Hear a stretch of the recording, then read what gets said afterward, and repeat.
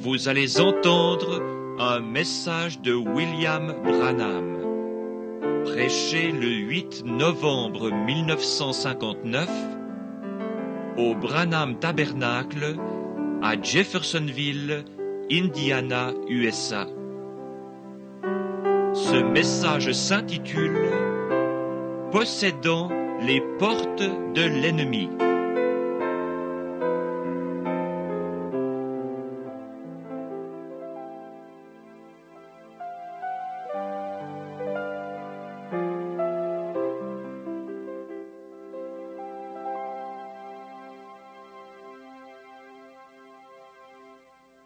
Bonjour à tous, je suis heureux d'être de retour au tabernacle ce matin pour prier pour les malades aujourd'hui. Habituellement, nous essayons de venir ici de temps à autre afin de prier pour les gens qui viennent de différents endroits dans ce but. Nous partirons bientôt pour les réunions de la Californie et de la côte ouest. Et assurément, nous sollicitons vos prières afin que le Dieu du ciel soit miséricordieux envers nous là-bas et qu'il nous donne de magnifiques réunions. Je ne suis rentré qu'hier, en fait, hier soir tard. La journée d'hier fut l'une des...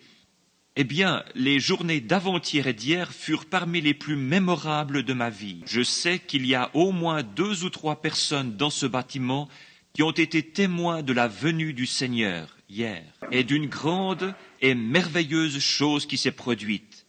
Je n'ai pas le temps de vous raconter cela ce matin, mais peut-être que dimanche matin prochain, avant que nous partions, je pourrai le faire pendant le message. Si le Seigneur le veut, je viendrai au moins pour prier pour les malades dimanche matin. Nous voulons partir vers midi, si possible, pour les réunions de San José, à San José en Californie. Et si vous connaissez des gens qui habitent là-bas sur la côte ouest, nous croyons que ce sera peut-être le moment que j'ai tant attendu, l'heure de ce changement dans mon ministère qui doit venir. Et c'est tellement proche que je croyais que cela allait se produire hier. Et je crois que cela ne va pas tarder maintenant, et ce sera bien au-delà de tout ce que nous avons vu ou entendu jusqu'à présent. Maintenant, souvenez-vous, c'est ainsi dit le Seigneur, mes amis. Nous nous attendons donc à cela à tout moment, et nous devons tenir la réunion sur le champ de foire. Je crois que c'est juste, n'est-ce pas, Jean? Au champ de foire à San José en Californie. Et il y aura des réunions pendant 10 jours, du 20 au 29, à San José. Souvenez-vous donc de nous dans la prière. Il nous reste maintenant, si nous sortons à l'heure, environ 1h30. Nous allons donc commencer notre réunion au cours de laquelle nous prierons pour les malades et apporterons la parole. Et j'ai choisi de parler ce matin d'un court passage de l'Écriture qu'on trouve à 2 endroits dans la Bible. Mais avant, inclinons nos têtes juste un moment pour prier. Ô Dieu plein de grâce, nous nous approchons humblement de ton trône de grâce ce matin, comme des enfants indignes, mais venant avec une foi pure en Dieu, qui nous a été donnée par le Saint-Esprit et par sa présence constante avec nous. Et avec cette promesse du Seigneur Jésus, que si nous venions humblement demander quelque chose en son nom, notre requête serait accordée. Par conséquent, nous ne voulons pas relever nos mérites, car nous n'en avons aucun. Mais nous voulons relever les mérites du calvaire, où notre grâce nous a été accordée gratuitement par le Fils de Dieu. Et nous pouvons difficilement retenir nos larmes et nos sanglots, en pensant combien nous sommes indignes, et comment, par sa grâce, là au calvaire, il a fait cela pour nous, afin de pouvoir nous rapprocher si près de Dieu qu'un lien de parenté nous unisse à lui. Et maintenant, nous sommes pour lui des fils et des filles. Et nous venons ce matin, Seigneur, sous ce petit toit, pour nous consacrer, et pour le service, confessant nos péchés, et pour l'adoration divine. Nous espérons que tu seras avec nous et que tu nous donneras une vision spirituelle de ta venue imminente, afin que chaque jour nous préparions nos cœurs pour ce grand événement attendu depuis des milliers d'années. En vérité, toute la nature soupire et crie pour être affranchie, et nos esprits au-dedans de nous, Seigneur, confessent constamment que nous sommes pèlerins et étrangers, et que ceci n'est pas notre demeure, mais que nous cherchons une cité dont l'architecte et le constructeur est Dieu. Nous attendons ce grand moment. Seigneur, nous ne voulons pas oublier, tandis que nous sommes assemblés ici pour ces réunions, de prier pour tes enfants malades et affligés. Et nous te prions de traiter avec nous aujourd'hui d'une façon toute spéciale, en guérissant toutes les maladies et les maux qui se trouvent parmi nous. Et il se peut, Seigneur, que cette promesse dont je viens de parler, en rapport avec ma rencontre avec toi là, hier, juste après le lever du jour, tu l'as déjà maintes et maintes fois confirmée. Et nous sentons que l'heure est très proche. Et puisse ce jour être le jour, Seigneur, où cela arrivera, où tu changeras le ministère, Seigneur, en quelque chose de plus bénéfique pour ton peuple. Et maintenant, divin Père, nous ne voulons pas seulement prier pour les gens qui sont ici, mais aussi pour ceux qui, partout dans le monde, sont dans le besoin, à la fois spirituellement et physiquement. Donne-leur, ô Seigneur, les désirs de leur cœur, parce que tes enfants ont des luttes en ces jours-ci. L'oppression de l'ennemi est si forte, mais toi, tu es plus fort, car il est écrit, celui qui est en vous est plus grand que celui qui est dans le monde. Et par ceci, nous triomphons. Parle-nous à travers ta parole écrite. Et lorsque nous partirons ce matin, puissions-nous dire comme ceux qui revinrent d'Emmaüs, nos cœurs ne brûlaient-ils pas au-dedans de nous lorsqu'ils nous parlaient en chemin? Nous le demandons au nom de Jésus qui a fait la promesse. Amen.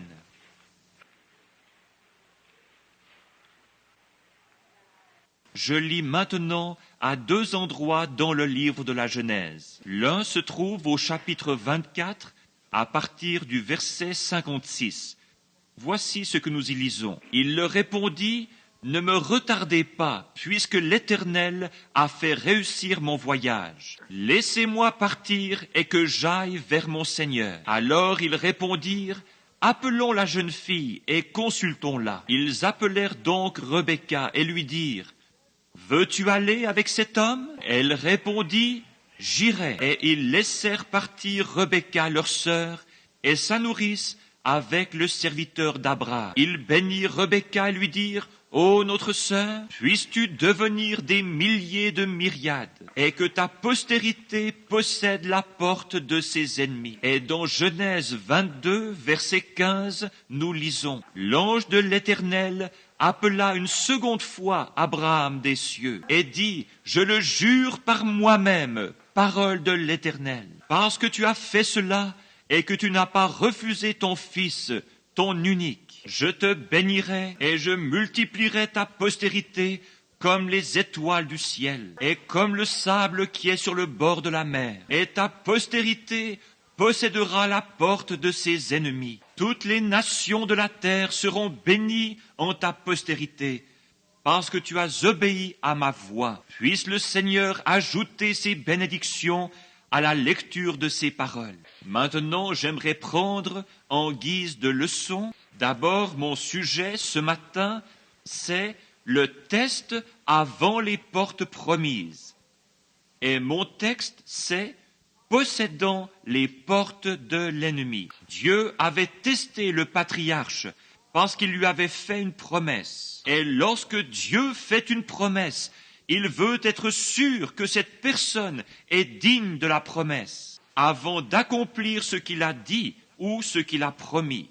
Ainsi, il avait donc été promis à Abraham que par sa postérité, le monde entier serait béni, qu'il aurait un fils et que de ce fils sortirait une semence qui bénirait la terre entière. Et Abraham avait 75 ans lorsque la promesse lui fut donnée. Et Sarah, sa femme, en avait 65. Mais la Bible nous dit qu'Abraham ne douta point par incrédulité au sujet de la promesse de Dieu, mais qu'il fut fortifié donnant la louange à Dieu. Et Dieu l'avait testé maintes et maintes fois. Mais voici qu'il en était arrivé au test final avant la bénédiction. Et il en va de même pour toute la semence d'Abraham. Dieu nous donne ce test final juste avant de nous donner la promesse. Et si c'était possible, j'aimerais dire ici quelque chose de personnel.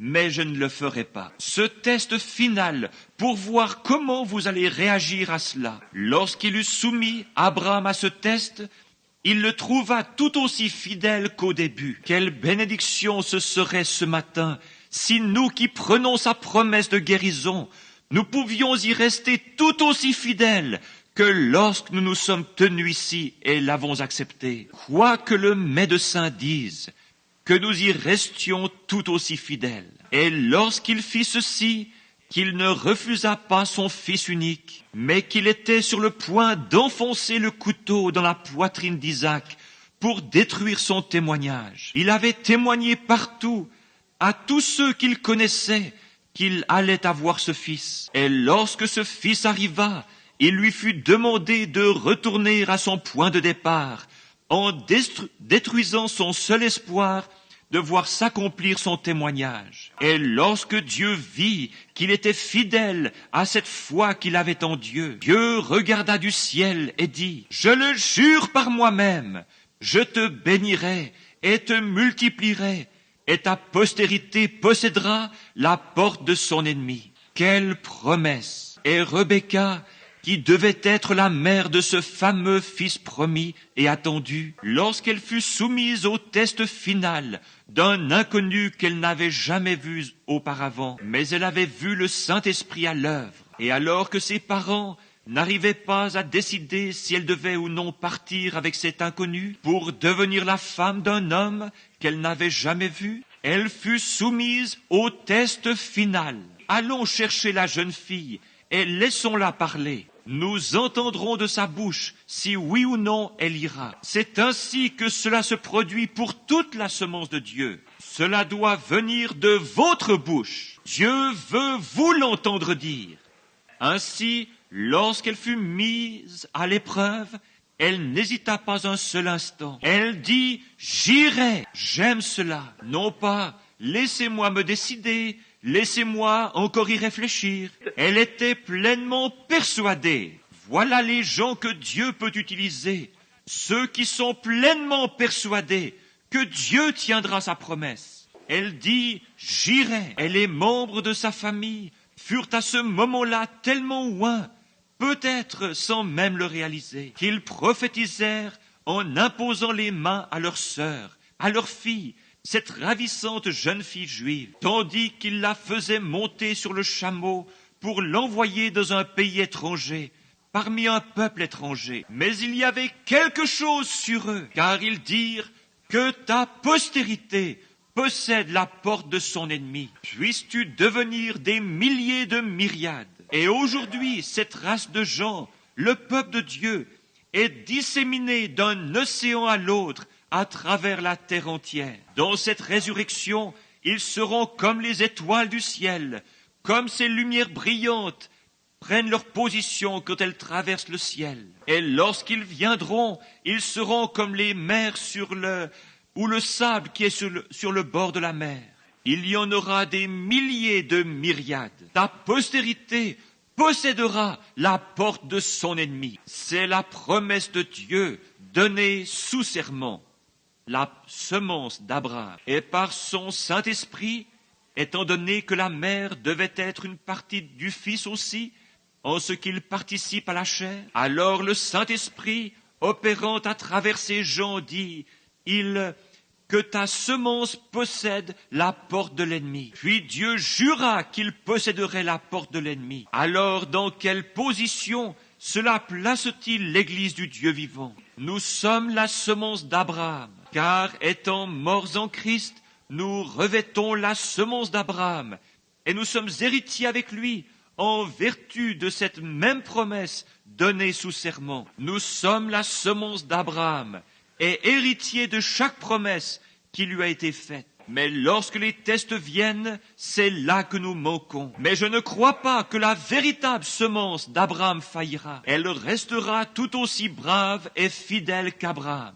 Maintenant, nous voyons que Dieu ne peut rien dire ou ne peut faire aucune promesse sans l'accomplir. Il doit le faire pour être Dieu. Des années plus tard, lorsque ce même peuple, le peuple promis, la semence d'Abraham, était en route vers une terre promise. Une porte se dressa contre lui, et c'était son propre frère, Moab, qui dit « Tu ne traverseras pas mon pays.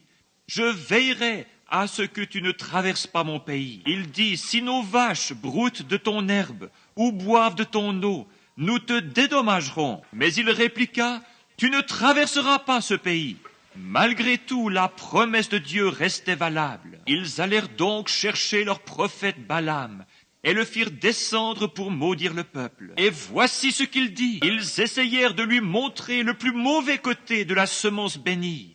Mais Dieu lui en montra le meilleur. Il dit « Quiconque maudira Israël sera maudit, et quiconque le bénira sera béni. » Alors les barrières tombèrent, et Israël traversa les plaines. Dieu promit qu'il posséderait la porte de son ennemi. Plusieurs années après, il y en eut un du nom de Daniel, qui se trouvait dans la lignée de cette semence royale, et dans la lignée des promesses, parce qu'il était la semence d'Abraham. Et Dieu, avant la fondation du monde, l'avait choisi pour être son prophète. Ce fut un homme loyal et noble de caractère, qui, même dans un pays étranger, avait résolu « Je ne me souillerai pas avec eux ». Voilà la véritable semence d'Abraham. Il vivait dans un pays différent, il vivait au milieu de gens différents, mais malgré tout, il honora cette promesse. « Je ne me souillerai pas avec eux, je resterai fidèle ». Dieu le mit à l'épreuve, comme il l'avait fait pour son père Abraham. Et le roi dit, « Ou tu es des nôtres et tu adores comme nous, ou je te jette dans une fosse pleine de lions affamés. » Daniel, comme Abraham son père, dit, « Tu peux me jeter dans la fosse aux lions, mais je ne me prosternerai devant aucune de tes statues. Je n'accepterai pas ta religion formaliste. Je resterai fidèle à Jéhovah. » Et c'est alors que vint l'épreuve de force. Le roi tint sa promesse, et il prit le prophète, ou plutôt le fit emmener et jeter dans la fosse aux lions. Et lorsque les lions, l'ennemi de Daniel, s'élancèrent vers le prophète, Dieu tint sa promesse. Il posséda la porte de son ennemi. Dieu plaça un ange là, devant ces lions, et s'empara de la porte. Dieu tient sa promesse. Il possédera la porte de son ennemi. Dieu l'a dit. Et puis, il y en avait 3 autres là-bas, qui avaient fait le vœu de rester fidèles à la cause, et qui étaient vraiment la semence d'Abraham. Et c'étaient Shadrach, Meshach et Abednego. Et eux aussi furent mis à l'épreuve. On leur dit, si vous ne vous prosternez pas au son de la harpe et au son de la trompette, si vous ne vous inclinez pas devant notre religion et ne laissez pas de côté ces choses pour lesquelles vous prenez position, et vous êtes dans l'erreur de toute façon. Votre religion ne vaut pas mieux que celle des autres. N'entendons-nous pas cela sans cesse? Mais la religion de Jésus-Christ est différente. La puissance de sa résurrection est différente. Nous sommes un peuple différent, un peuple particulier, un sacerdoce royal. Dieu fait la différence. Mais lorsqu'ils leur dirent, il vous faudra être des nôtres, Shadrach, Meshach et Abednego n'auraient pas vu d'objection à ce que ceux-là deviennent des leurs, mais que eux se joignent à ces étrangers, jamais. Ils ajoutèrent, si vous ne le faites pas, il y a ici une porte qui mène à une fournaise. Nous pouvons l'ouvrir pour vous jeter dans la fournaise, et alors vous regretterez de ne pas vous être joints à nous. Ils se souvinrent de la promesse. Ils les emmenèrent tambour battant à la fournaise ardente. Et lorsqu'ils ouvrirent la porte et les jetèrent dans les flammes, leur ennemi qui les aurait consumés, ils possédèrent les portes de leur ennemi. Dieu envoya son Fils dans ces flammes de feu, et il refroidit les braises et conversa avec eux pendant qu'ils s'y trouvaient. La promesse de Dieu resta immuable. Ils possédèrent la porte de l'ennemi. Mis à l'épreuve d'abord, ils possédèrent ensuite la porte de l'ennemi. N'est-ce pas Jésus qui a fait la promesse? Si vous scandalisez un de ces petits, il vaudrait mieux pour vous qu'on suspendît à votre cou une meule de moulin et qu'on vous jetât au fond de la mer. Ne soyez pas une occasion de chute pour ces petits qui croient en moi. Et voici les signes qui accompagneront ceux qui croient en moi. Il a fait une distinction. Il a montré qui croyait vraiment et qui ne croyait pas. Il y a toujours 3 groupes de gens. L'incroyant, le soi-disant croyant et le croyant. Mais Dieu a une façon de démontrer qui est un croyant. Le croyant s'appuie fermement sur ce que Dieu a déclaré être la vérité. Oui, il y eut Élie le Tishbite, qui, devant une épreuve de force, se crut le seul du pays à toujours vivre pour Dieu. Et le roi allait lui faire subir une épreuve. Il le persécutait. Et cette petite reine, au visage fardé, du nom de Jézabel, le menaça de mort. Quand il en arriva à l'épreuve de force, Élie posséda les portes de son ennemi et ramena toute la nation à Dieu. Dieu tient sa promesse. Il y eut Moïse, qui était lui aussi dans la lignée de cette semence royale, la semence d'Abraham, après qu'il fut envoyé en Égypte pour délivrer les enfants d'Israël. Et Dieu lui avait donné des signes et des prodiges à accomplir, comme frapper la terre et faire apparaître des grenouilles et des puces, des ténèbres et de la grêle, de la pluie et du feu. Il avait accompli tous ces miracles. Toutefois, lorsqu'il les fit sortir par la main de Jéhovah, le moment vint où il rencontra la porte qui se trouvait entre lui et la terre promise. C'était la mer Rouge, un obstacle sur le chemin. Ils étaient cernés par l'armée de Pharaon, les montagnes, les déserts et la mer Rouge. Mais Moïse alla de l'avant et posséda la porte de son ennemi. Il traversa la mer Rouge à sec, marchant sur un chemin poussiéreux. Tu posséderas la porte de l'ennemi. Dieu l'a dit et c'est réglé. Quelques années plus tard, quand vinrent les épreuves et que l'Église fut tout ébranlée, comme il est si facile pour une congrégation de gens de l'être, lorsque quelque chose ne semble simplement pas se passer comme ça devrait, c'est Dieu qui fait en sorte qu'il en soit ainsi. Dieu amène des tensions dans l'Église. Car chaque fils qui vient à Dieu doit être mis à l'épreuve, et éprouvé et testé. Il laisse la maladie vous frapper. Il laisse des maux venir sur vous pour vous tester et pour vous éprouver, afin de montrer au monde que vous êtes vraiment la semence d'Abraham. Il le permet par sa propre volonté. Il permet des désastres.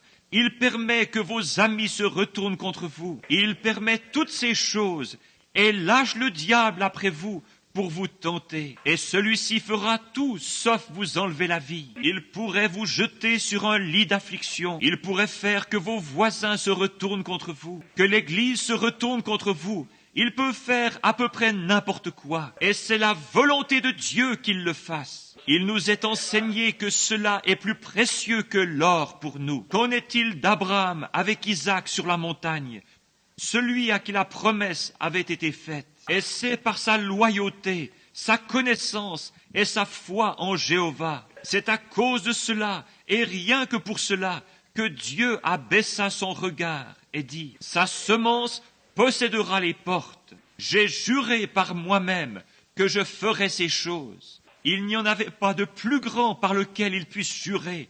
Ainsi, il a juré par lui-même. Or, s'il laissa Abraham être testé jusqu'à ce point final, il doit vous tester et me tester jusqu'à ce moment final.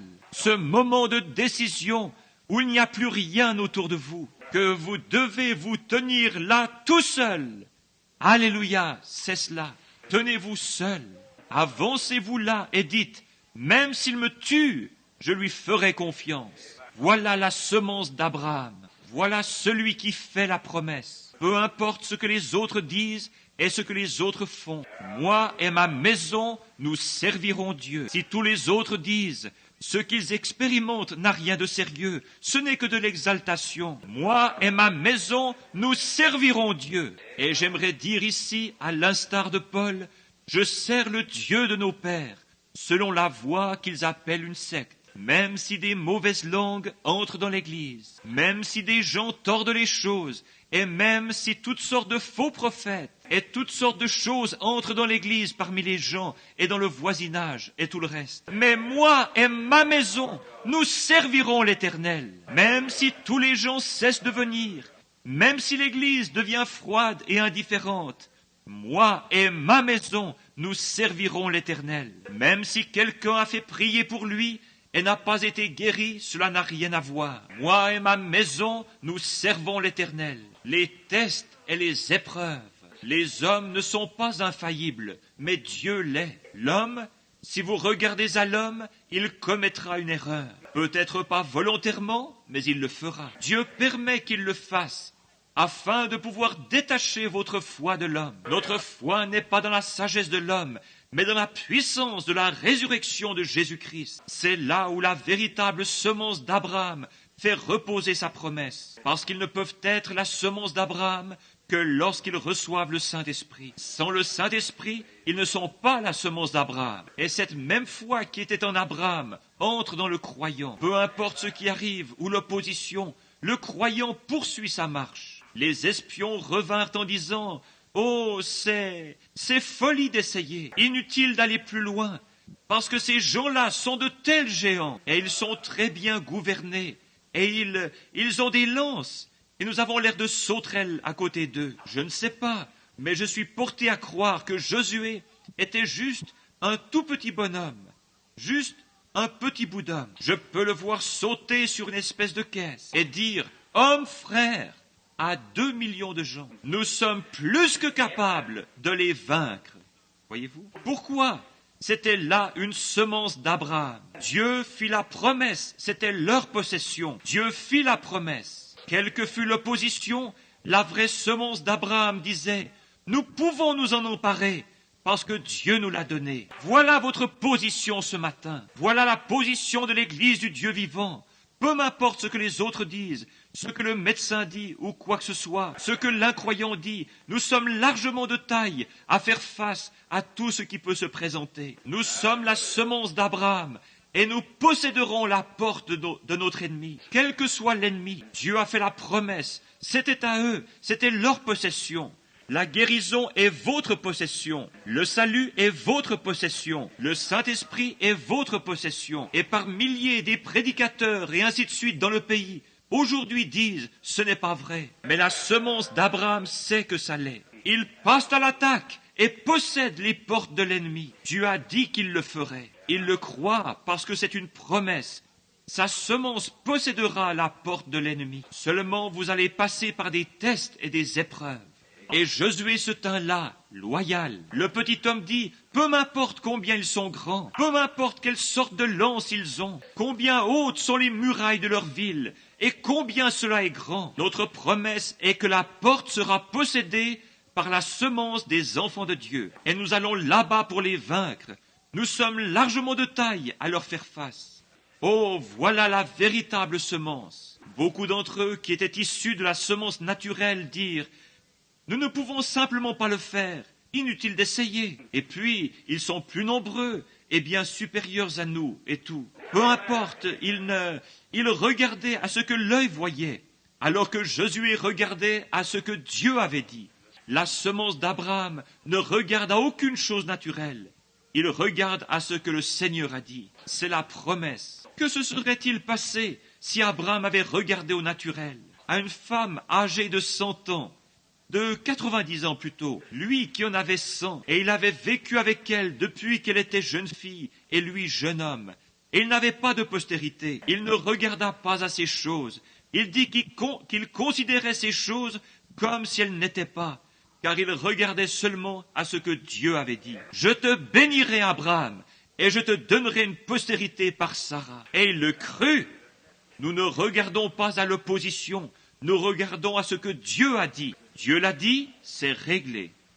Ainsi, lorsqu'ils arrivèrent au Jourdain, après que Josué eût été nommé commandant en chef de l'armée, lorsqu'ils arrivèrent là, tout au bord de l'eau, ils purent regarder de l'autre côté et voir Jéricho. Mais entre les deux, tandis que Josué avait son armée toute prête, il y avait une porte. Et cette porte s'appelait le Jourdain. Mais la promesse de Dieu est valable pour toutes les portes. Quelle que soit la porte, la promesse de Dieu est valable. Il possédera les portes de son ennemi. Cela règle la question. Lorsqu'il arriva au Jourdain ce matin-là, il se peut, je suis porté à croire que le diable avait fait en sorte que le ciel soit chargé de nuages orageux, qu'il y avait beaucoup d'eau boueuse qui descende, et que les champs soient ravagés par l'inondation. Oh, quel temps d'épreuve! Mais Josué dit, préparez-vous, vous allez voir la gloire de Dieu. Et ils se sanctifièrent et se préparèrent. Ils se sont préparés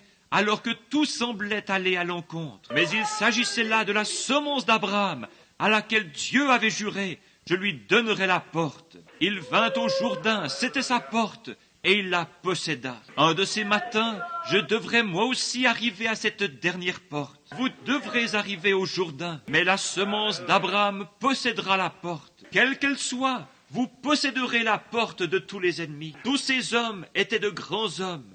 Ils moururent dans l'exercice de leurs fonctions. Mais finalement, un jour, à Bethléem en Judée, naquit la semence royale, dont toutes les autres n'étaient que des ombres. La semence royale naquit, non pas d'un homme, mais il naquit par une vierge, avec dans ses veines la puissance de vaincre la mort et l'enfer. Dieu fit une promesse, un simple homme n'aurait pas pu le faire. Mais si Dieu fait une promesse, il est encore le même Dieu qu'il était il y a quelques instants avec Abraham. Jéhovah Jireh, le Seigneur pourvoira du moyen de s'emparer de la porte. Comment allons-nous le faire? Josué mourut, Moïse mourut, et les autres moururent. Mais Dieu dit, il possédera la porte de son ennemi. Comment va-t-il posséder la mort? Il a une façon de faire les choses. Il possédera la porte de son ennemi. La semence royale naquit. Il fut tenté en toutes choses comme nous. Tout comme vous devez être tentés, il en fut de même pour lui. Lorsqu'il reçut le Saint-Esprit, le diable l'emmena rapidement au désert pour y être tenté, pendant 40 jours et 40 nuits. Et lorsqu'il en sortit, et à sa mort, ils enfoncèrent des clous dans ses mains et lui crachèrent au visage. Il passa à travers chaque maladie, mais lorsqu'il était ici sur terre, il prouva qu'il pouvait vaincre la maladie. Lorsque la belle-mère de Pierre était au lit, atteinte de paralysie, il toucha sa main et la fièvre la quitta. Lorsque le lépreux cria à la porte, « Impur, impur, si tu le veux, tu peux me guérir. » Il dit, « Je le veux, sois guéri. » Il triompha et prit la porte de la lèpre. Il s'empara de la porte des fièvres. Il fit que toute la nature lui obéisse. Il était la semence d'Abraham, la semence royale. C'est à lui que la promesse avait été faite. Et par son entremise, à Abraham et à toute la semence qui le suivit jusqu'à la semence royale, et à toute la semence après lui. La promesse de Dieu est vraie. Il vainquit la maladie, il vainquit la tentation. Lorsque l'ennemi lui cracha au visage et lui frappa la joue, il tendit l'autre. Lorsqu'ils arrachèrent la barbe de son visage et crachèrent sur lui, il ne répondit pas par des injures. Il conquit la porte de la tentation et s'en empara. Et vous dites, mon tempérament colérique m'empêche d'agir ainsi. Vous, semence d'Abraham, oui, monsieur, il l'a conquis pour vous. Et quand on l'injuria, il ne répondit pas par l'injure. Quand on le ridiculisa, il se tut. Quand on l'appela un démon, il ne répondit point. Il n'avait qu'une préoccupation, les affaires du Père. Et c'est de cela qu'il s'occupait. Et finalement, ils l'emmenèrent vers une croix. Il devait affronter la mort. Tous les autres avaient conquis des mers et conquis la nature. Ils avaient conquis des lions et conquis le feu. Ils avaient tout vaincu, sauf la mort. Mais ici se trouvait quelqu'un qui était préoccupé par cela. Et là se trouvait le pouvoir triomphant de la mort. Ils prirent donc ses mains et étendant ses membres, le clouèrent à une croix. Ils le battirent et le meurtrirent jusqu'à ce que ses os le regardent. Mais à ce moment-là, après qu'ils lui eurent fait tout ce qu'ils pouvaient, la mort le frappa en disant « Maintenant je te prendrai comme j'ai pris Josué, je te prendrai comme j'ai pris Daniel, et je ferai tout ceci pour te contraindre à mourir. » Et il mourut à tel point que le soleil eut honte de lui-même. Il mourut à tel point que la nature eut honte d'elle-même, et elle refusa d'opérer. Le soleil se coucha au milieu du jour, et les étoiles refusèrent de briller. Il mourut à tel point que les éléments devinrent si noirs que vous ne pouviez pas voir votre main devant vous au milieu de la journée. J'imagine que la nature dit « Laissez-moi mourir avec lui. » Frère, le diable envoya ensuite sa précieuse âme dans les abîmes de l'enfer. Là, les portes s'ouvrirent, mais il en sortit le 3e jour, et il vainquit cela. Amen. Sa semence possédera la porte de l'ennemi. Il vainquit la mort, il vainquit l'enfer. En ce premier matin de Pâques, il vainquit la tombe. Et nous sommes maintenant plus que vainqueurs par celui qui nous a aimés. Le jour de la Pentecôte, il envoya le Saint-Esprit pour continuer parmi les nations à faire sortir une semence de promesses, pour donner aux nations, à ceux qui étaient bannis, pour leur donner à eux le baptême du Saint-Esprit, afin qu'ils aient part à la promesse. Nous avons maintenant le droit de vaincre toute maladie. Nous n'avons pas à la vaincre, elle est déjà vaincue. Nous n'avons qu'à réclamer la promesse et à nous en emparer. C'est déjà conquis. La mort est vaincue, l'enfer est vaincu, la maladie est vaincue, la tentation est vaincue. Tous les démons sont vaincus, l'enfer est vaincu, la mort est vaincue, la tombe est vaincue. Nous nous tenons dans la porte et nous nous en emparons. Nous n'avons pas à tirer un seul coup de feu. Le prix en a déjà été payé. Son ennemi, il possédera la porte de son ennemi. Combien? Des milliers de myriades. Il possédera la porte de son ennemi, de chaque ennemi. Il ressuscita d'entre les morts. Nous possédons cela parce qu'il nous l'a donné. Et de plus, tout cela est en don gratuite. Tout cela, tout ce qu'il a fait, il a vaincu toutes les portes. Il a vaincu la maladie, s'est emparé de cette porte. Tout ce que nous avons à faire, c'est de nous avancer jusqu'à la porte en disant « Au nom de Jésus-Christ, le vainqueur !» Amen. Quand vient le temps de mourir et que la mort dit « Regardez-moi lui faire renier sa religion. Au nom de Jésus-Christ de Nazareth, recule Jourdain. » La semence d'Abraham s'empare de la porte. Paul dit, lorsqu'ils étaient sur le point de lui trancher la tête, une semence d'Abraham, il dit, « Ô mort, où est ton aiguillon? Ô tombeau, où est ta victoire? Grâce soit rendue à Dieu qui nous donne la victoire par Jésus-Christ. Il possédera la porte de son ennemi, s'en emparera. Maintenant, il ne sera pas battu à la porte. Il la vaincra et s'en emparera. Il la possédera.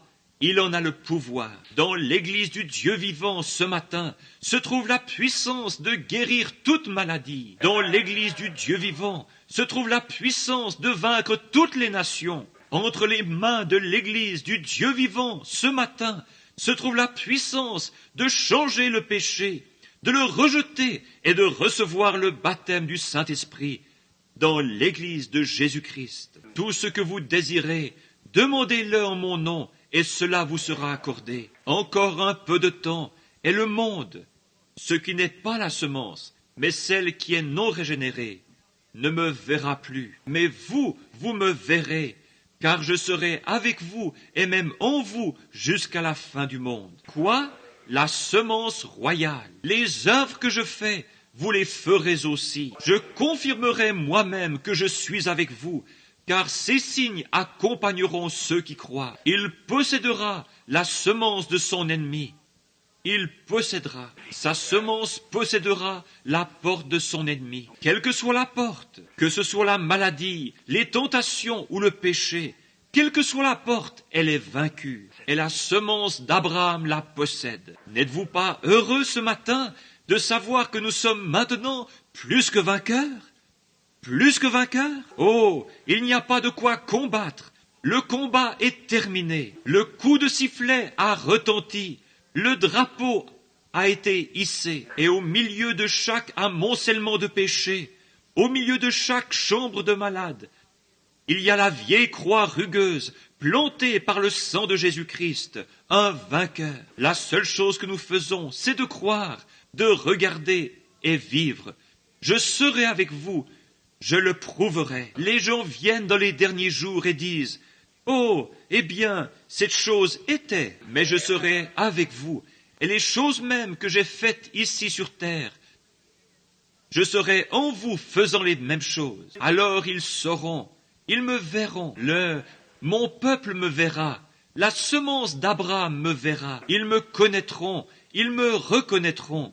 Les autres m'appelleront Belzébul, tout comme ils l'ont fait. Mais vous me connaîtrez, car je serai avec vous. Vous me verrez, vous verrez de vos yeux, vous me verrez, car je serai avec vous jusqu'à la fin du monde. Les choses mêmes que je fais, celui qui croit en moi, les œuvres que je fais, il les fera aussi. La même sorte d'œuvres. Et aujourd'hui, l'Église du Dieu vivant a le privilège d'être là et de voir Jésus-Christ, le Fils du Dieu vivant, ressuscité et vainqueur, ici présent, vivant dans son Église, en train de faire à nouveau les mêmes choses qu'il a faites. Alors nous possédons la porte de chaque ennemi. Si vous avez un ennemi ce matin, eh bien, mon frère, il n'y a pas, si vous êtes une semence d'Abraham, après avoir entendu ceci, il n'y a pas assez de démons en enfer pour maintenir cette porte devant vous. Elle s'ouvrira, peu m'importe ce que c'est. Avancez-vous là en tant que semence promise et dites, je réclame ceci pour moi, ceci m'appartient, parce que Dieu a juré qu'il ressusciterait Jésus et qu'à travers Jésus je vaincrai cela. Et je viens au nom de ce vainqueur, Jésus-Christ. Recule, car je passe. Amen. Il possédera la porte de l'ennemi. Alors tenez-vous là, les épaules bien droites et votre bouclier astiqué, couvert du sang du Seigneur Jésus. L'ennemi reconnaîtra cela. Si vous avez besoin de quelque chose, parlez-lui maintenant, alors que nous prions. Et vous qui êtes ici ce matin, tandis que vos têtes sont inclinées, si vous avez un besoin, voulez-vous simplement lever la main vers Jésus et le lui exprimer dans votre cœur. Dans votre cœur, dites, Seigneur, tu connais mon besoin. Maintenant, j'ai entendu dire ce matin, et c'est la Bible, il possédera la porte de l'ennemi. Je viens pour posséder la porte. Peut-être que j'ai un tempérament colérique. Peut-être que j'ai besoin du Saint-Esprit, que le péché m'a complètement lié. J'ai un besoin, mais je viens à la porte maintenant. Je vais m'en emparer ce matin, m'emparer de ma porte. Ainsi, écarte-toi, car je passe. Seigneur béni, tu as vu toutes ces mains, et tu sais que ceci est ta parole, Seigneur. Je n'ai fait que la citer, montrant comment tout au long des Écritures, les personnages de la Bible vainquirent des royaumes, exercèrent la justice, éteignirent le feu, l'ardeur du feu, échappèrent aux tranchants de l'épée, fermèrent la gueule des lions. Et oh, comment leurs femmes âgées recouvrèrent leur mort par la résurrection, et plusieurs choses encore, parce que tu l'as promis, c'est ta promesse, sa semence, ta semence, Abraham, possédera la porte de l'ennemi, et tu tiens ta promesse. Maintenant, donne-leur, Seigneur, le désir de leur cœur. Puissent-ils partir d'ici changés, puissent-ils repartir en sachant qu'ils sont vainqueurs, parce que la semence royale a vaincu pour eux. Lorsque le roi vint, né d'une vierge, il vainquit tous les ennemis, même la mort. Ainsi la mort même ne peut pas effrayer la semence d'Abraham. Nous avons la promesse que nous hériterons la terre et que nous reviendrons d'une façon plus glorieuse, dans un corps glorifié, quand le dernier ennemi aura été mis sous les pieds du dernier enfant de Dieu qui restera et qui entrera dans le royaume. Si de ceux qui ont levé les mains levées, certains sont des pécheurs, Seigneur, sauve-les. Ceux qui sont en train de rétrograder, fais-leur savoir qu'ils n'ont pas besoin de demeurer rétrogrades, qu'ils peuvent posséder cette porte de rétrogradation. Cette personne qui a soit un tempérament colérique, une langue qui tient des propos vulgaires et grossiers, ou bien un cœur qui convoite, ou est avide d'argent, ou de choses impures. Fais-lui savoir qu'elle peut posséder cette porte. Peut-être s'agit-il de maladie, Seigneur, d'affliction. Ils peuvent posséder cette porte, car il fut blessé pour nos transgressions, brisé pour notre iniquité. Le châtiment qui nous donne la paix est tombé sur lui, et par ses meurtrissures, nous avons été guéris. Nous sommes vainqueurs ce matin. Accorde-le, Seigneur. Et en plus de toute cette grande œuvre qu'il a accomplie, il est avec nous. C'est ce qu'il avait promis. Encore un peu de temps, et le monde ne me verra plus. Mais vous me verrez, car je serai avec vous et même en vous jusqu'à la fin de l'âge. Je te prie, Père, de te faire connaître à chacun ce matin, car nous le demandons au nom de Jésus. Amen. Croyez-vous que ceci est la vérité? Croyez-vous solennellement que c'est la vérité, sans l'ombre d'un doute dans votre cœur? Souvenez-vous simplement de ceci, l'œuvre du Saint-Esprit est tellement simple que cela déconcerte l'esprit intellectuel. Les choses les plus simples que j'ai vu le Saint-Esprit faire ceci. Je disais des choses que je n'aurais jamais pensé être ainsi. Si je me servais de ma propre intelligence, je dirais, eh bien, ça ne peut pas être juste.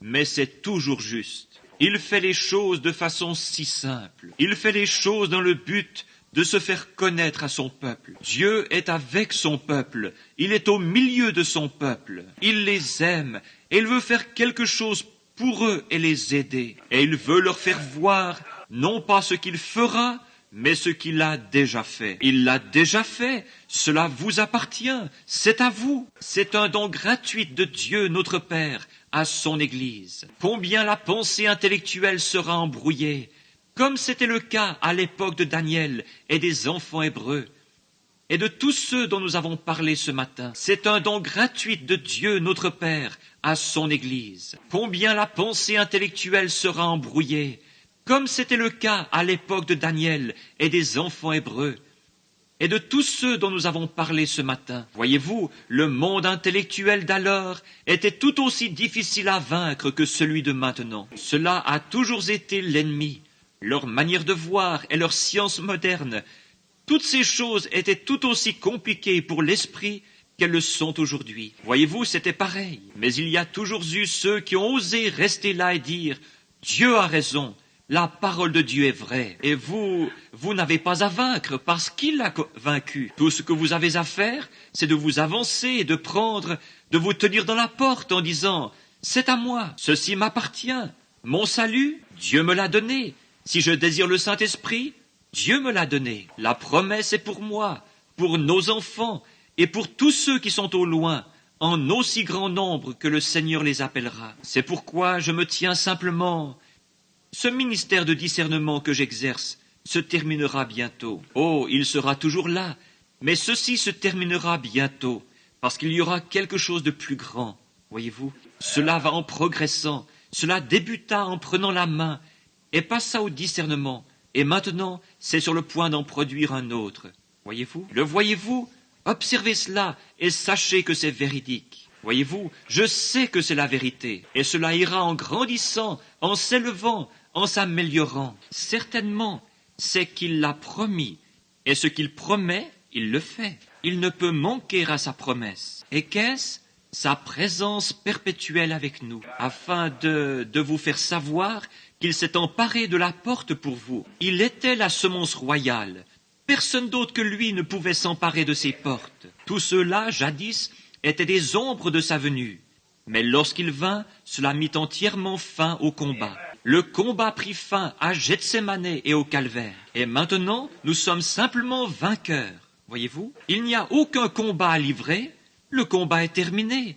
Nous possédons simplement cela. Nous avons l'intitulé de l'acte de propriété, une garantie écrite de Dieu notre Père, qui leva sa main en disant « Je le jure par moi-même, sa semence possédera la porte de l'ennemi. » Et voilà, c'est déjà acquis. Il fut blessé pour nos transgressions. C'est par ses meurtrissures que nous avons été guéris. C'est déjà accompli. C'est une œuvre achevée. Nous n'avons qu'à en prendre possession. Et les œuvres que je fais, vous les ferez aussi. Le roi est avec nous ce matin. Ces grandes bénédictions, le Saint-Esprit se déplaçant au-dessus de nous, de pouvoir éprouver ce glorieux sentiment, en sachant que cela s'aligne parfaitement sur la parole de Dieu. Quel merveilleux réconfort pour nous de savoir que Dieu est notre Père. À présent, je crois, a-t-il distribué des cartes de prière ce matin? Je lui ai dit s'il n'y avait que les gens du tabernacle ici, de ne pas en distribuer, mais que s'il y avait jusqu'à une dizaine ou une quinzaine d'inconnus parmi nous, eh bien, de distribuer des cartes de prière, afin que nous puissions les faire venir devant et prier pour eux. Combien y a-t-il d'étrangers parmi nous ce matin? Levez la main. Oh là là, certainement, il y en a bien 15 ou 20. Très bien. Nous allons faire mettre en rang ceux qui ont ces cartes de prière et les faire monter sur l'estrade.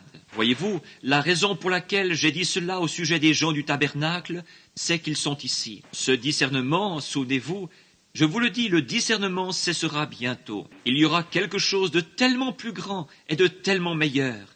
C'est déjà en route. Il y avait à ma connaissance, voyez-vous, je suis en train de regarder 2 frères qui étaient avec moi hier quand c'est arrivé, et aussi la veille quand c'est arrivé. Cela fait maintenant 3 fois de suite que cela se produit. Une confirmation que la chose est toute proche, vous voyez, juste sur le point de se produire. Maintenant, Seigneur, tu es Dieu, et nous sommes tes serviteurs. Nous te remercions pour ta parole, pour le Saint-Esprit qui a béni nos cœurs. Et maintenant, nous sommes heureux d'être assis ici et de savoir que nous sommes vainqueurs. Nous possédons déjà toutes les portes de l'ennemi. Cela nous a été accordé et nous avons le passe-partout dans notre main. Le nom de Jésus-Christ ouvrira toutes les portes de l'ennemi. Prenez cette clé, la clé du nom de Jésus, et ouvrez chaque porte que l'ennemi a placée devant vous pour vous empêcher d'accéder aux promesses. Et, ô Dieu, ce matin, nous venons au nom de Jésus avec cette clé afin d'ouvrir les portes pour les malades et les affligés. Car il est écrit dans sa parole, « En mon nom, ils chasseront les démons, ils parleront de nouvelles langues, et s'ils saisissent des serpents ou boivent quelques breuvages mortels, cela ne leur fera point de mal. Ils imposeront les mains aux malades, et ils seront guéris. » Nous savons que ces choses sont vraies. Et accorde ce matin, Seigneur, que les gens puissent reconnaître par la manifestation de la parole faite chair, habitant parmi nous, qu'il a été blessé pour nos transgressions et que par ses meurtrissures nous avons été guéris. Et puissent-ils l'accepter ce matin, être guéris de toutes leurs maladies, leurs afflictions et leurs problèmes. Nous le demandons au nom de Jésus. Amen. Teddy, voudrais-tu jouer? Crois seulement, doucement et lentement s'il te plaît. Et maintenant, veux-tu que je commence avec le numéro 1? Numéro 1, les cartes de prière numéro 1, 2, 3, 4, 5, 6, 7, 8, 9, 10, si c'est ce qui a été distribué. Très bien. Si vous pouvez vous lever, voulez-vous tranquillement venir de ce côté-ci? Quoi? Voyons voir. Numéro 1, numéro 2, qui a la carte de prière numéro 1? Numéro 2, très bien monsieur. Numéro 3, numéro 4, numéro 5, numéro 6, numéro 7, numéro 8, numéro 9, numéro 10. Tandis qu'ils s'avancent et prennent place debout, j'aimerais poser cette question à certains d'entre vous. Combien y a-t-il quelqu'un du tabernacle ici qui soit malade? Des gens du tabernacle, levez la main. Il y en a environ 5, 4, 5, 6, 7, 8 ou 9 mains. Y a-t-il quelqu'un ici dans le tabernacle, quelqu'un qui ne soit pas du tabernacle, qui soit étranger parmi nous, et qui est peut-être arrivé après le service et n'a pas obtenu de carte de prière? Voulez-vous lever la main? Quelqu'un qui ait besoin de Dieu, qui ne soit pas de ce tabernacle. Quelqu'un ici qui ne soit pas membre du tabernacle, mais qui soit malade et n'ait pas de carte de prière, et qui désire qu'on se souvienne de lui dans la prière. Voulez-vous lever la main, chacun? Très bien, c'est bon, très bien. Maintenant, je vais vous demander d'être aussi respectueux que possible pour quelques instants, que nous puissions tout de suite commencer. Maintenant, voyons, combien de places te reste-t-il, Billy? Très bien. Est-ce que tu as le numéro 10? J'ai appelé de 1 à 10. Que les numéros 11, 12, 13, 14, 15 se lèvent à présent. Que ceux qui ont les numéros 10, 11, 12, 13, 14, 15 se lèvent. Très bien. 1, 2, 3, 4, 5, 6, 7, 8, 9, 10, 11, 12. Il en manque encore 2, de 1 à 15. 15, 16, 17, 18, 19, 20. Oh, une minute. Je lui ai dit de donner les cartes de prière seulement aux gens qui n'étaient pas du tabernacle. C'est juste, voyez-vous, car cela serait, voyez-vous, le discernement. Les gens disent, ces gens viennent au tabernacle. Voyez-vous, laissez-moi vous dire, combien ne sont jamais venus ici auparavant? Faites voir vos mains, ceux qui n'ont jamais été dans mes réunions auparavant. Bien, maintenant, juste un moment, frère Teddy. Maintenant, permettez-moi de dire ceci. Vous avez tous entendu parler du déroulement des réunions, n'est-ce pas? Vous avez tous déjà assisté aux réunions. Voyez-vous, lorsque notre Seigneur Jésus était ici sur terre, il n'a jamais prétendu être un guérisseur. Il était la semence d'Abraham, certainement, et la promesse l'accompagnait. Il a dit qu'il ne faisait rien que le Père le lui ait montré. N'est-ce pas vrai? Et il a dit, je ne peux rien faire tant que le Père ne me le montre pas. Et il le voyait par, non pas tant que le Père ne me le dit pas, mais tant que le Père ne me le montre pas. Jean 5, 19. Ce que je vois faire au Père, le Fils le fait pareillement. Or, lorsqu'il vint, nous voyons qu'au commencement de son ministère, après avoir pris le siège de David, spirituellement parlant, quand le Saint-Esprit vint sur lui au baptême de Jean, il devint le Messie oint. Maintenant, souvenez-vous, il était le Fils de Dieu lorsqu'il naquit. Il était le Fils de Dieu né virginalement. Mais il devint le Messie lorsque le Saint-Esprit vint sur lui. Car Messie signifie oint. Voyez-vous? Et il fut loin lorsque le Saint-Esprit vint sur lui. Vous m'avez entendu prêcher l'agneau et la colombe. Alors nous voyons qu'il, après ces 40 jours de tentation, il sortit. Comment son ministère commença-t-il? Et comment finit-il? Nous voyons qu'au cours de son ministère, il y eut un homme s'appelant André, qui alla trouver son frère Simon, un pêcheur, et le conduisit vers Jésus. Et Jésus lui dit, « Tu t'appelles Simon, le nom de ton père est Jonas. Désormais tu seras appelé Pierre, ce qui signifie petite pierre. » Vous vous souvenez de cela? Et cet homme fut frappé d'étonnement devant ce que Jésus lui avait dit. Or, le Messie, était-il censé faire cela? Combien le savent? Dites Amen. Il devait être le Dieu prophète. Oui, monsieur. Moïse dit, l'Éternel ton Dieu suscitera un prophète comme moi. Si quelqu'un n'écoute pas ce prophète, celui-là sera retranché du milieu du peuple. Maintenant, puis nous voyons qu'un peu plus tard, il vint chez les siens. Qui était-il? Les Juifs de la lignée naturelle. Et ainsi les siens ne l'ont point reçu. Donc il dut alors, maintenant cela doit aller chez les nations. Vous voyez, car les siens ne l'ont pas reçu. Mais à tous ceux qui l'ont reçu, il a donné le pouvoir de devenir enfants de Dieu. Il s'est donc tourné vers les nations, et cela depuis 2000 ans. Mais remarquez bien les choses qu'il a faites. Puis Philippe, après avoir vu cela se produire, alla trouver Nathanaël, et lui dit qui il avait trouvé et ce qu'il avait fait, et cela l'étonna beaucoup. Il pouvait difficilement le croire, mais quand il entra dans la présence du Seigneur Jésus, quand il le trouva et entra dans sa présence, Jésus dit, « Voici un Israélite dans lequel il n'y a point de fraude. » Maintenant, si vous vous étiez tenu là, pensez-vous que vous auriez été assez spirituel pour comprendre de qui il s'agissait là? Pensez-vous que vous l'auriez fait? Maintenant, observez. Voyez cet homme, un simple étranger. Il aurait pu être un pêcheur. Il était charpentier. Voilà ce qu'il était. Ce charpentier se tenait là, un homme d'âge moyen, et voici que s'avance cet homme. Il le regarde comme l'un de ces hommes ici et dit, « Voici un Israélite dans lequel il n'y a point de fraude. » Comment donc savait-il que c'était un Israélite? Ce n'est pas à la façon dont il s'habillait, parce qu'ils s'habillaient tous de la même façon, dans lequel il n'y a point de fraude. Comment savait-il que c'était un homme loyal? Aussi cela étonna cet homme. Étant un vrai croyant, il dit, « Rabbi, ou frère, prédicateur, docteur, quand m'as-tu déjà vu ?» Voyez-vous, il l'interroge. Il répondit, « Avant que Philippe t'appelât, quand tu étais sous l'arbre, je t'ai vu. » Il dit, « Tu es le Fils de Dieu, tu es le roi d'Israël. » Jésus dit, « Parce que je t'ai dit ceci, maintenant tu crois.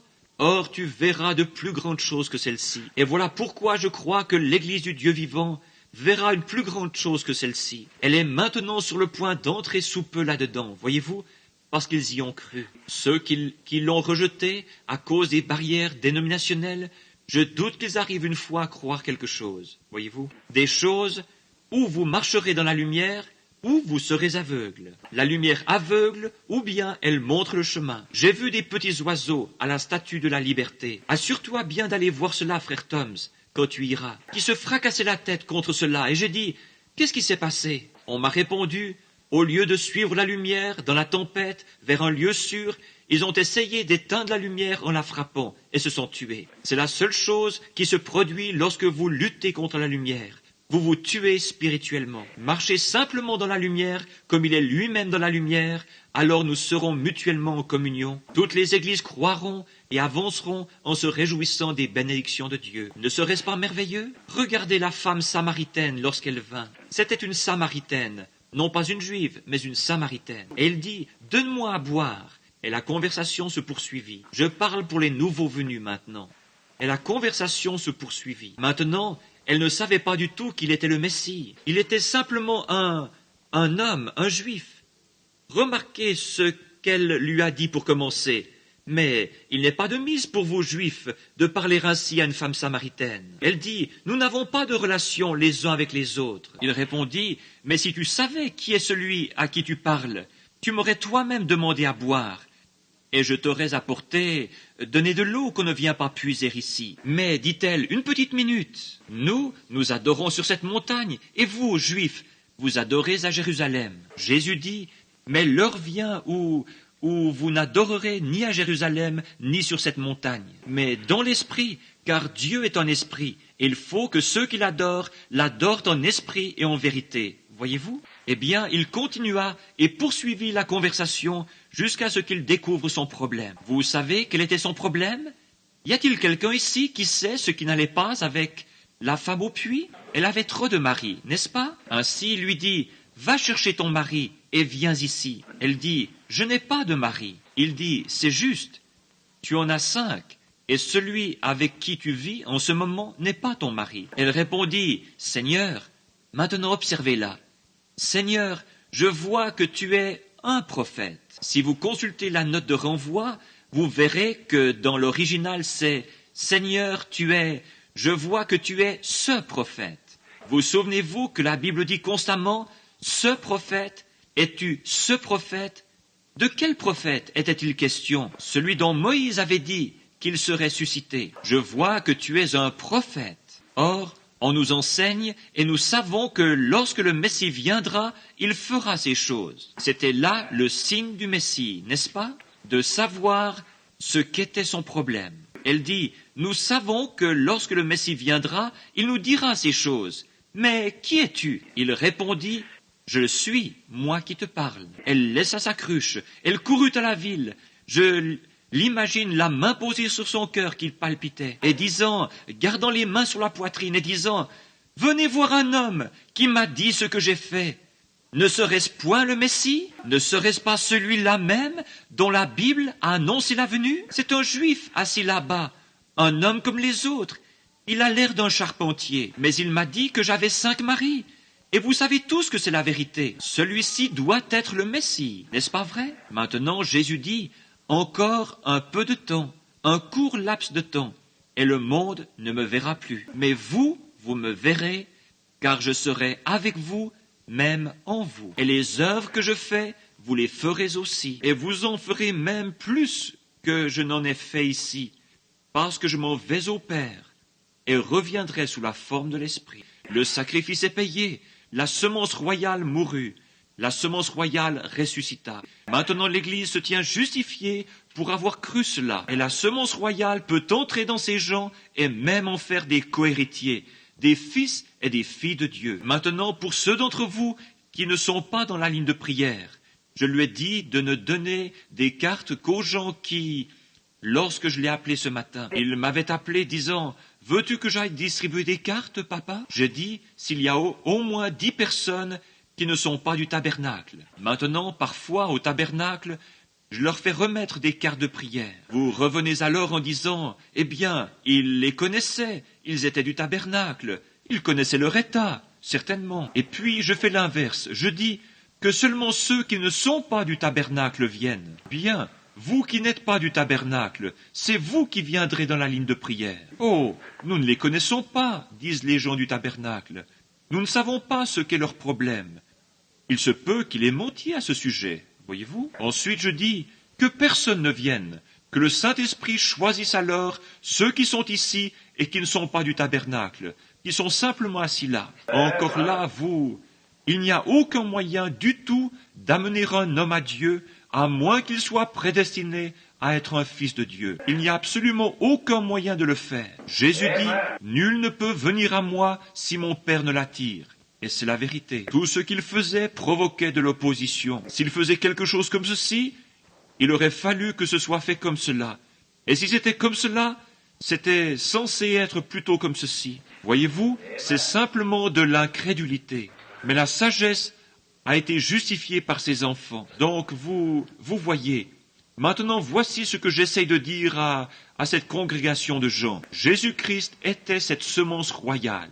Ce n'est pas nous, c'est lui. Nous n'en sommes que les héritiers. Mais toutes choses nous appartiennent. Et si vous aviez été là, le jour où Simon s'est avancé, et vous, personne, c'est la toute première chose qu'il a faite. Or, ce sera la première chose pour ces gens, s'il le fait. Ils n'ont encore jamais vu cela. Mais lorsque Simon s'est avancé, ce vieux pécheur, pas assez instruit pour signer son nom sur un bout de papier, la Bible dit qu'il était ignorant et illettré. Et est une conjonction. À la fois ignorant et illettré. Puis, lorsqu'il s'avança, Jésus dit, « Tu t'appelles Simon. Que croyez-vous qu'il a pensé? Qu'auriez-vous pensé si vous aviez été là? Et le nom de ton père est Jonas. Et désormais, tu seras appelé Pierre. » Qu'est-ce que vous auriez pensé? Cet homme lisait-il sa pensée? Ou bien, qu'auriez-vous pensé? Auriez-vous pensé que c'était là le signe du Messie? Si c'est le signe du Messie pour un âge, cela doit être le signe du Messie pour le deuxième âge, le troisième âge, le quatrième âge. Pour chaque âge, il doit en être de même, parce que Dieu ne peut pas changer. Et combien savent que le Messie était Dieu? Certainement qu'il l'était. Loin, assurément. Il ne peut donc pas changer. Il doit demeurer le même. C'est pour cela qu'il dut témoigner de la même chose aux Samaritains qu'aux Juifs, parce qu'il y a 3 nationalités de gens, ceux de la lignée de Sem, ceux de la lignée de Cam et ceux de la lignée de Japheth. Les Juifs, les gentils et les Samaritains. Maintenant, avez-vous remarqué le Saint-Esprit? Combien savent que Pierre avait les clés du royaume? Avez-vous remarqué qu'il l'ouvrit aux Juifs le jour de la Pentecôte? Philippe alla prêcher aux Samaritains et les baptisa au nom de Jésus-Christ. Mais le Saint-Esprit n'était pas encore venu sur eux. Ils durent envoyer chercher Pierre, qui leur imposa les mains et le reçurent le Saint-Esprit. Est juste? Et chez Corneille, les gentils le reçurent. Tous y avaient eu droit à partir de ce moment-là.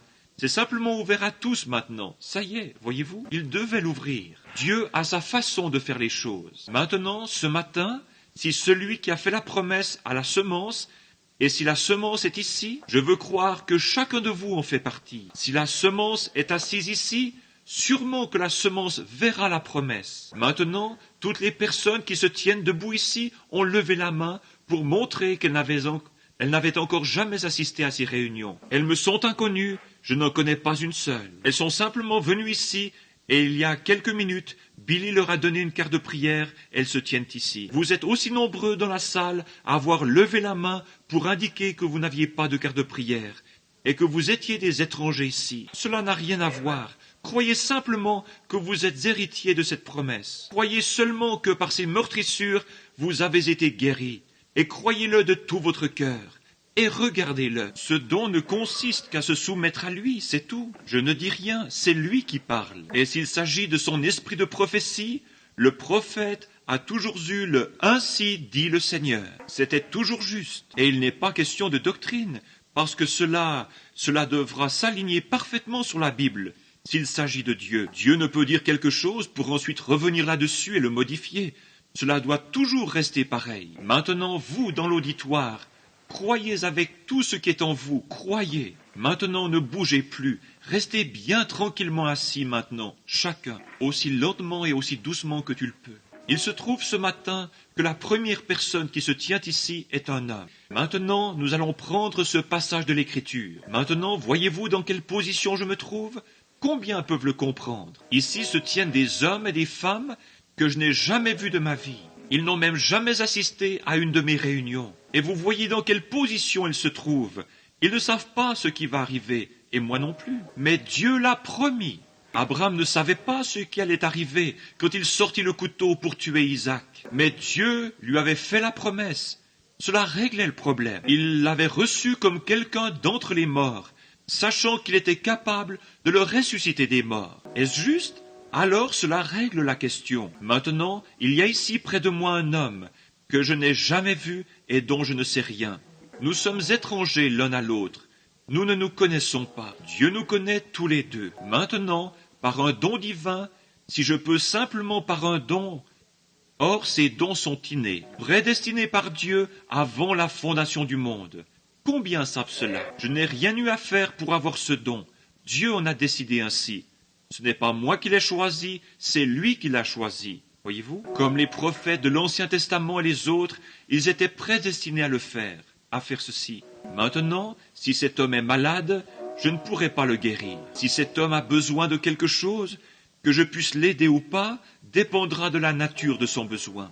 Peut-être que s'il s'agissait de quelque chose comme d'un petit quelque chose pour lequel je pourrais lui venir en aide, bien sûr, je le ferai volontiers. Peut-être qu'il a un tempérament colérique. Peut-être qu'il n'est même pas un chrétien. Peut-être qu'il est un chrétien. Peut-être est-il un imposteur, je ne sais pas. Et si c'était juste une attaque sournoise, quelqu'un qui s'est glissé ici, puis s'est avancé en simulant quelque chose. Regardez alors ce qui va se passer, voyez-vous? Regardez ce qui va arriver, voyez-vous? Je ne sais pas. Mais vous voyez, alors que vous vous tenez ici, vous pouvez être rassurés, sachant que Dieu a fait une promesse et que Dieu tient sa promesse. Et puis, si Dieu tient maintenant sa promesse pour les gens qui sont debout ici, alors combien dans l'auditoire vont le croire de tout leur cœur? Vous allez le croire de tout votre cœur. Alors croyez simplement. Maintenant, voyons, prenons un passage de l'Écriture. Simon-Pierre vint vers le Seigneur Jésus. Quand il arriva devant le Seigneur Jésus lui dit qui il était et lui dit des choses qui concernaient sa vie. Eh bien, le même Jésus vit aujourd'hui. Croyez-vous qu'il est ressuscité des morts? Croyez-vous que cet esprit du Messie vit effectivement dans l'Église aujourd'hui, tout comme il l'a toujours fait? Très bien. Maintenant, vous, dans l'auditoire, qui n'avez pas de carte de prière, regardez ici et dites « Seigneur ». Bien sûr, il n'y a pas de carte de prière dans l'auditoire, puisque j'ai tous leurs détenteurs debout ici. Vous, dans l'auditoire, dites « Seigneur, touche-moi ». Voyez ce qui se produira. Maintenant, monsieur, s'il existait un seul moyen pour moi de vous aider, je le ferais. Voyez-vous, nous sommes simplement des inconnus. Et je vous rencontre pour la première fois. Mais je suis responsable, en tant que ministre, de dire la vérité et d'être un témoin de Jésus-Christ. Et maintenant, je ne veux pas que vous me disiez quoi que ce soit. Je veux simplement que vous me répondiez en disant si oui ou non c'est vrai. Et ensuite, laissez-le agir. Et s'il accomplit la même chose ici sur l'estrade, à travers ce corps-ci, qu'il a accompli à travers le corps de Jésus, soit Dieu en Christ, Jésus a dit, « Je ne fais rien avant que le Père qui est en moi me le montre. Il me dit quoi faire. » Ce n'était donc pas Jésus qui parlait à la femme, c'était le Père en lui qui parlait à la femme. Ce n'était pas Jésus qui connaissait qui était Simon-Pierre, c'était le Père qui demeurait en lui qui connaissait Simon-Pierre. C'est cela, vous voyez, c'est cela. Je peux tout de suite vous dire que vous êtes un chrétien. Oui, monsieur, parce que vous avez un esprit accueillant qui vibre chaleureusement. Il est un croyant, il est chrétien. Et vous souffrez de nervosité, ce qui vous cause des ennuis gastriques. Est-ce exact? Voyez-vous, eh bien, c'était... Comment pouvais-je savoir cela? De quelle façon aurais-je bien pu savoir cela? Nous ne nous sommes jamais vus auparavant. C'est vrai, n'est-ce pas? Peut-être qu'il vous dira autre chose vous concernant. Je vais vous dire, voici quelque chose. Je vois une femme près de vous. Elle est avec vous, c'est votre femme. Elle aussi a besoin d'aide. Oui, monsieur, vous croyez que Dieu peut me dire ce qui ne va pas chez votre femme? Très bien, monsieur, elle souffre du cœur, de complications. C'est juste, n'est-ce pas? Elle est également nerveuse. Oui, monsieur. Or, vous n'êtes pas de cette ville. Vous retournez par ce chemin-là lorsque vous rentrez chez vous à Cincinnati. C'est juste. Vous êtes de Cincinnati, Ohio. Votre nom est Milliken. Allez, rentrez chez vous, soyez guéris. Le Seigneur vous bénira et vous serez guéris, vous et votre femme. Que Dieu vous bénisse. Venez, monsieur, croyez-vous?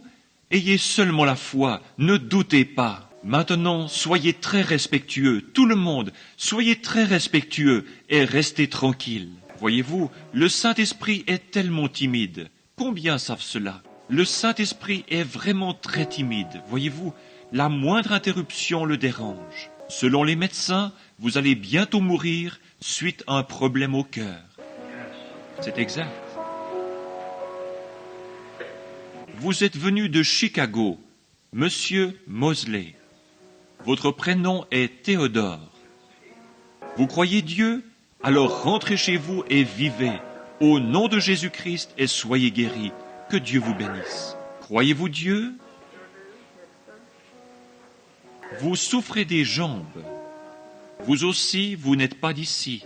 Vous êtes d'Owensboro, au Kentucky. Votre nom est Madame Lamb. Rentrez chez vous et soyez guéris. La dame qui est assise là est aussi d'Owensboro. Vous avez un abcès ici au sein et on devait vous opérer demain. Allez, croyez et vivez. Croyez-vous, monsieur? Nous sommes étrangers l'un à l'autre. Votre nom est Monsieur Gilroy. C'est exact. Vous venez d'Anderson, dans l'Indiana, là où l'Église de Dieu a son grand mouvement. C'est juste. Vous vous tenez ici pour votre fille qui est partiellement atteinte. Elle est partiellement paralysée. Vous croyez? Alors rentrez chez vous et retrouvez-la comme vous le croyez. Très bien. Que Dieu vous bénisse. Ayez foi, croyez-le. Vous croyez de tout votre cœur, monsieur? Vous êtes d'Indianapolis. Vous êtes un ministre de l'Évangile. C'est là votre épouse. Oui, elle souffre aussi. Elle a des ennuis d'œsophage, avec son œsophage. Le médecin, elle souffrait du cœur et était un peu nerveuse. Je vois qu'elle est sourde, mais venez ici. Merci.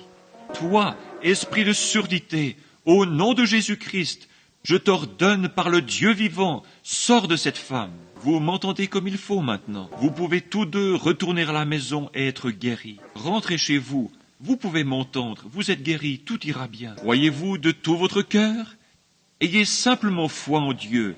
Croyez. Oh, cette arthrite et tout ça, c'est terrible. Vous croyez que Dieu va vous guérir? Alors descendez par là et rentrez chez vous en louant son nom, disant « Merci, cher Seigneur Jésus ».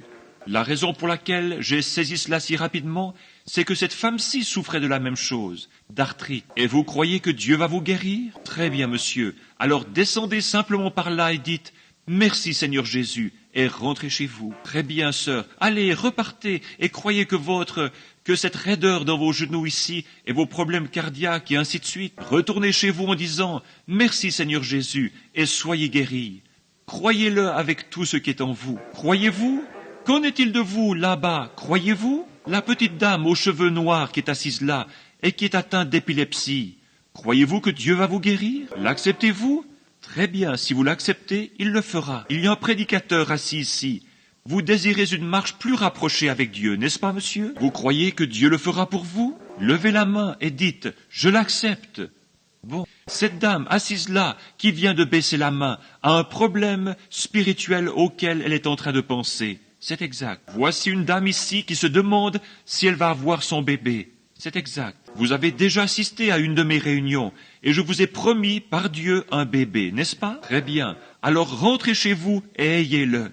Ne vous inquiétez plus à ce sujet. Croyez-vous de tout votre cœur, vous tous? Chacun de vous croit? La semence d'Abraham possédera la porte de l'ennemi. Êtes-vous la semence d'Abraham par Jésus-Christ? Levez vos mains si vous l'êtes. Alors posez vos mains sur votre voisin, l'un sur l'autre. Posez vos mains les uns sur les autres. Possédez la porte maintenant. Elle est à vous, elle vous appartient. La prière de la foi sauvera les malades.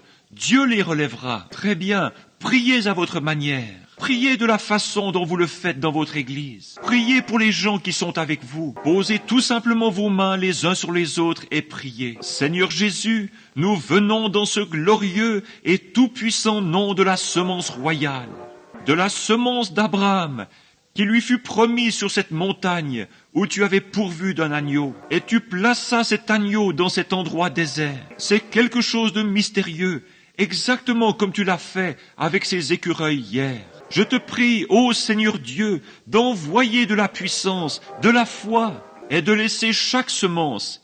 Je sais qu'ils le feront, Parce que tu as dit la semence d'Abraham.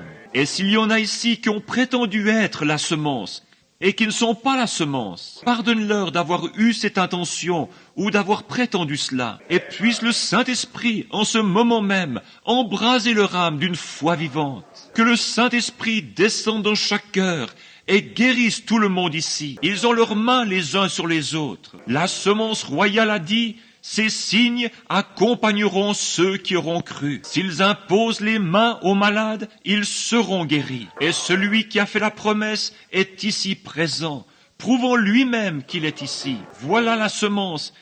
Ils ont leurs mains posées les uns sur les autres. Ces signes accompagneront ceux qui auront cru. Puisse le Saint-Esprit couler à flot à travers chacune des mains et pénétrer le cœur des gens, leur corps, et guérir tous ceux qui sont en cette divine présence. Accorde-le, Seigneur. Je réprime le diable, je réprime toute incrédulité, je réprime tout esprit infâme, je réprime tout imposteur, je réprime tout ce qui est contraire à la parole de Dieu, et que le Saint-Esprit prenne sa place dans le cœur des gens à l'instant, par la foi. Que toute maladie et toute affection, toute affliction quitte les gens au nom de Jésus-Christ. Amen. Maintenant, semence d'Abraham, vous êtes la lignée royale, vous êtes la promesse. Par la grâce, elle est de Dieu. Combien d'entre vous peuvent lever la main et dire: j'ai reçu ce que j'ai demandé? Merci, c'est cela, c'est le but de la promesse. C'est pour cela que la promesse a été donnée, afin que vous soyez héritiers de toutes choses, par Jésus-Christ qui vous a sauvés. Il vous a sauvés du péché. Il vous a sauvés de la maladie. Il vous a sauvés de la mort. Il vous a sauvés de l'enfer. Il vous a sauvés de la tombe. Vous me direz: frère Branham, il nous faut tous descendre dans la tombe. Mais la tombe ne peut nous retenir. Il y est allé aussi, mais elle n'a pas pu le retenir. Bien sûr qu'elle ne peut pas le retenir. Mais, frère Branham, je suis tellement tenté. Il l'a été aussi. Mais il vous a sauvés de la tentation. Ne nous induis pas en tentation, mais délivre-nous du mal. Voyez-vous, il l'a fait. C'est à vous. Tout vous appartient par Jésus-Christ. Il vous donne tout gratuitement. Il n'y a rien à payer, ni rien d'autre à faire. Cela vous appartient en ce moment même. Simplement. N'en êtes-vous pas content? N'êtes-vous pas heureux à cause de lui? Grâce soit rendue à Dieu. Maintenant, il y aura réunion ce soir, juste ce soir à 7h30. Je vais laisser le pasteur vous en parler. Viens.